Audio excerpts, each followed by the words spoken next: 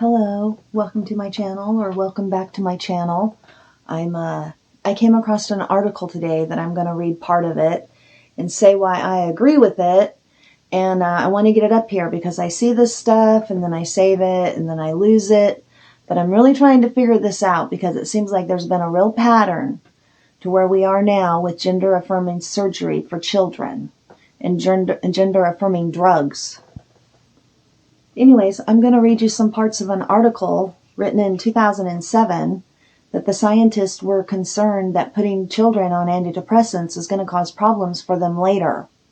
And I would say with the way the world looks today, that has happened. No, this is an article from 2007. 17, 18, 19, 20, 22, 20, 16 years ago. And it's talking about kids on meds, trouble ahead, and they're talking about antidepressants, brain drugs. So I'm not going to read the whole part of it. I'll link it in the description. There was a young woman that died. She unalived herself at 19 years old back in 2004. And these doctors were concerned that it might have something to do with the antidepressants. So what made her death different from other tragedies is that she was subject to a trial of experimental antidepressants. The company Eli Lilly noted that 4 other patients given the drug in earlier trials had also committed suicide not long afterwards. Prompted by Johnson's death and others, the Food and Drug Administration warned doctors that antidepressants might increase the risk of suicide in children and adults. I'm honestly not sure if they're still giving them to children, but I'm just doing this article because this was back 16 years ago. So the trans activism has gone, full speed ahead in that time. We're at 2023 now. And I just watched an interview with a doctor, one that does the surgery, and I'm going to go over that because she has some things that I'd like to rebut. She's a young doctor. These young doctors are being brainwashed by the medical schools. They have all the talking points. They haven't lived life. They don't have children. Some of them do, but this one did not. Anyways, I'm going to be doing a video about that later. Prozac and a growing number of similar successors were just then proving to be effective in treating depression in adults. But the drugs had not been tested in the supple young brains of children. Frustrated by the lack of alternatives, Emsley and others began to prescribe them anyways. They hoped the benefit would outweigh the risks, although there was no evidence to support that. Despite the unknowns, the use of antidepressants in children and teens exploded during the 1990s, according to Julie M. Zito, a researcher at the University of Maryland who has studied antidepressant use in children. About 1.5 million kids younger than 18 are taking the medications in the U.S. That figure comes from insurance industry and Medicaid data.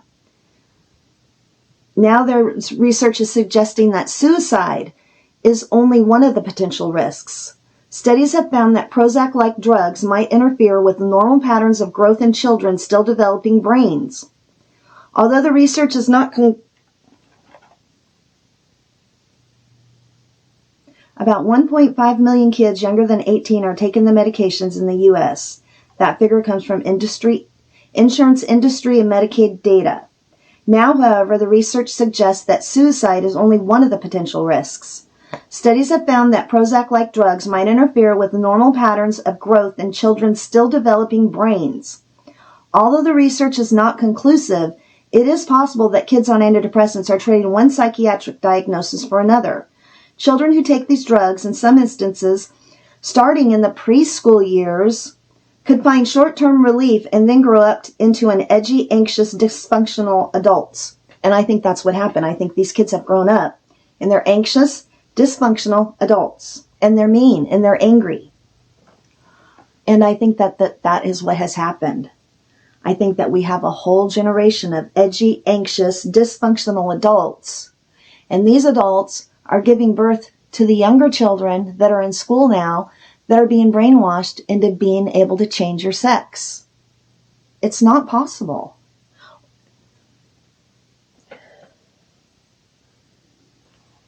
The drugs in question, Prozac and its relatives, including Celexa, Paxil, Zoloft, and others, affect brain levels of the neurotransmitter serotonin, which helps to transmit signals between the neurons. And I seen a report about a year ago that serotonin, that is not even a thing for these antidepressants. So if they're still giving them to people, they're just gaslighting you. They're brainwashing you. They're making you think that they're fixing a problem that is not really being fixed. And Raz, whoever this Raz is, thinks that messing with serotonin in kids is a bad idea. I agree. I think that's a bad idea. And I think puberty blocking hormones are a bad idea. And I think that sex hormones are a bad idea. I think they're a bad idea for anybody, no matter what age you are. But if you're an adult, that's your business. If you want to spend the rest of your life going to the doctors and having them ignore you and not treat you properly, that's your business. But to do that to children before their brain is even mature, autistic children, children that rely on their parents' brain for the whole rest of their life. These people with autism, some of them do really good. Look at Temple Grand.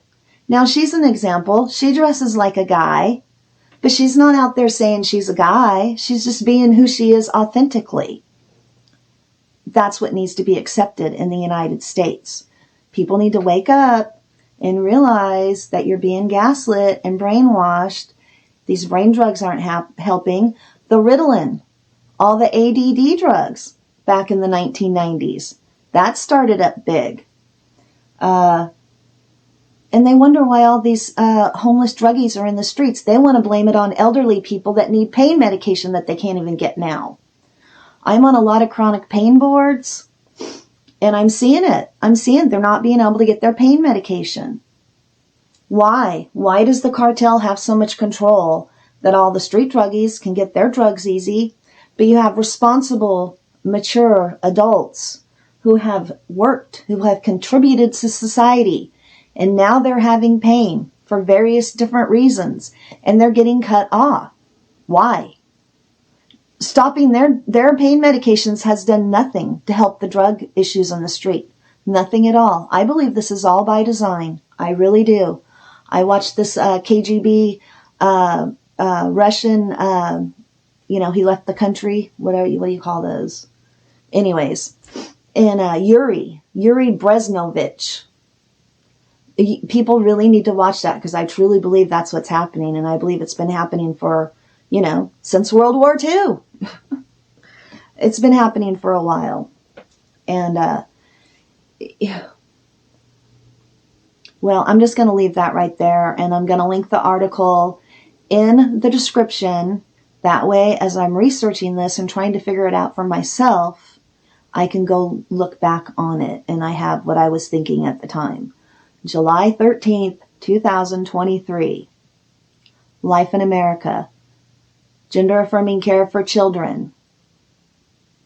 Oh, and another thing I want to bring up real quick, because I'm going to do another video on this other person. But I have seen some videos, and I'm not sure if it's the one I'm going to do on, but they said that as long as people, like if you're a schizophrenic and you want to get a sex change, as long as you're stable on your medication, they'll do it. Most of the people that I see that are schizophrenic, they don't have stable lives. They, it's an up and down thing. You can have a schizophrenic break or whatever they call them. And, they're not doing these operations on people that are mentally competent and well. They're doing it on autistic children, people with mental illness. My friend that has the gender-affirming care, he hasn't had the bottom surgery or implants or anything like that. Only the hormones. He was sick when he started getting the hormones, and now he's sicker, and he went to the doctors, and they won't even give him the proper medicine for his diabetes. He's having serious health issues, and he's just being ignored, blacklisted, gaslit. Definitely not the gender-affirming care that I see some of the people say, all this wonderful care that they're getting. He's not getting it. And it makes me sad, because he's my friend and I don't want to see him suffer and hurt. And You know, I'm trying to be accommodating and accepting and compassionate because I do care about him. He's my friend. Nothing romantic. He's just a friend. I'm married. I've been happily married for over 30 years. I was a teenage mother, believe me. Been around the block here. Anyways, so, and he's special needs. So, I don't know what the future's going to hold for him. I'm trying to be supportive as I can. But I'm trying to also let him know that, you know, they should have had him in good health before they start putting him on hormones. I myself, when my mom was pregnant with me, she got a shot called DES, and it's a really, really high dose of estrogen. They gave them to women back from the 30s until the 70s because they thought it would prevent women from having miscarriages. That caused a lot of problems for the women's health. And that's another reason why I'm so interested in this is because I'm a menopausal age and I don't have I can't get hormones because of all those hormones I got before I was even born. And doctors just don't look back and say, okay, that wasn't a good idea. Maybe it's not a good idea to give men and little boys estrogen, hormones, before their brain is even developed.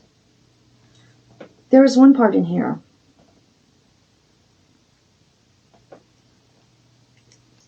Amir Raz, a professor of clinical neuroscience in the psychiatry department at McGill University, is one of a handful of researchers raising concerns over the continued use of antidepressants in children and teens. The human brain is developing exponentially when we are very young, he says, and exposure to antidepressants may affect or influence the wiring of the brain, especially when it comes to certain elements that have to do with stress, emotion, and the regulation of these. So there you go. I'm going to look up this Amir Raz and see, you know, what he's up to these days. Stay strong. And, I've been thinking, women, really, honestly, I would not waste one more bit of your energy preparing for beauty schools or sports of any kind, because it's been given to the men that think they're women. You need to use your energy to fight for the children and to fight for women. We need to stand up and fight. I've been watching videos on other channels, and I leave comments, and I keep thinking, well, somebody will see the name of my channel and surely, come over and see my videos, but that hasn't happened yet. That's okay. At least I'm getting it out there that I do not agree. I do not agree. And like I say, I'm dressed like this because I don't feel it safe. I don't feel it safe for me as a woman, as a mother, as a special needs mother. I deal with the medical community a lot, and I just don't want to hear it. I don't want to hear the argument from anybody in my life. I don't want to get, hit in the side of the head with a bottle of Coke or whatever. Maybe they're, I don't know. Anyways, thank you for watching this video. And if you've made it this far, please hit like, subscribe if you want to follow along my journey of trying to figure this out. And just stay strong. Keep fighting. We're literally fighting for human, the society of humans. Start sterilizing all the kids. And, well, actually, it's not just humans. It's the Western world. China's not doing it. Russia's not doing it. North Korea's not doing it.